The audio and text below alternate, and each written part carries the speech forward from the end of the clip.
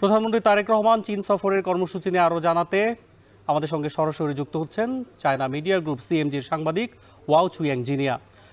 জিনিয়া, জানাবেন বাংলাদেশের প্রধানমন্ত্রীর এই চীন সফরকে আসলে বেইজিং কিভাবে দেখছে, আর এই সফরের মধ্য দিয়ে দুদেশের কৌশলগত অংশীদারিত্ব আসলে কোন উচ্চতায় পৌঁছবে বলে আপনি মনে করছেন?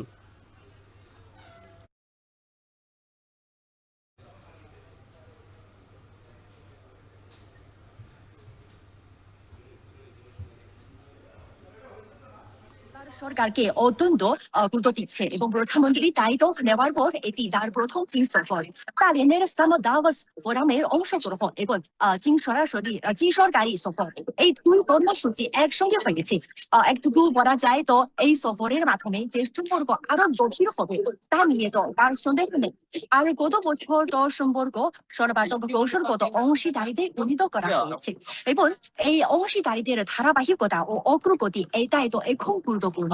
চীন টানা 15 বছর ধরে তো বাংলাদেশের শীর্ষ বাণিজ্য অংশীদার প্রায় 1000 কোম্পানি বাংলাদেশে তো কাজ করেছে এবং এই ভিত্তিটা তো শক্ত, তা নিয়ে কারো সন্দেহ নেই। এবং বেইজিং এর বৈঠক শেষেই তো বেইজিং বিস্তারিত আরো জানাতে পারবো এবং তাই ইতোমধ্যে তো তবে এখন তো ইতোমধ্যে আমি যা দেখেছি তাদের তো এই অংশীদারিত্বকে যে আরো গভীর এবং ঘনিষ্ঠ তা বলা যায়।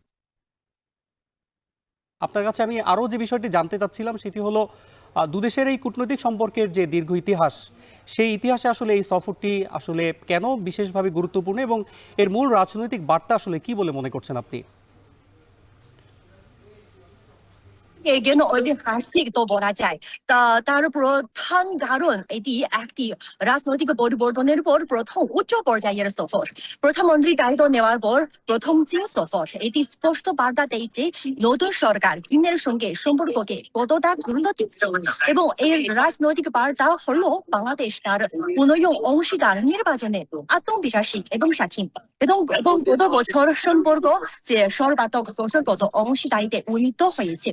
আর এই সফর সেই সম্পর্ককে বাস্তবায়নের প্রথম বড় পদক্ষেপ। এই সফরের মাধ্যমে বাংলাদেশ স্বীকৃত জানিয়ে দিয়েছে তো উন্নয়ন এবং অর্থনৈতিক অগ্রগতিতে চীন তাদের একটি গুরুত্বপূর্ণ অংশীদার।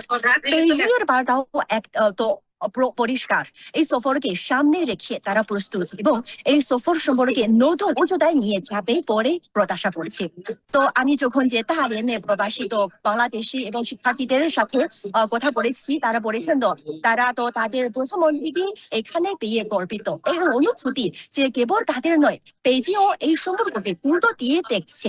এরপর সম্পর্কের মজাটা যেমন বাড়ানো হয়েছে এবারের এই তা বাস্তবায়নের পাল্লা আর যে এবার তো সফর সূচনা এই সফর থেকে। ওয়াও চুইয়াং জিনিয়া, আপনাকে অসংখ্য ধন্যবাদ। প্রধানমন্ত্রী তারেক রহমানের চীন সফরের বিভিন্ন দিক নিয়ে আলোচনার জন্য আমাদের সঙ্গে যুক্ত ছিলেন চায়না মিডিয়া গ্রুপ সিএমজির সাংবাদিক ওয়াও চুইয়াং জিনিয়া।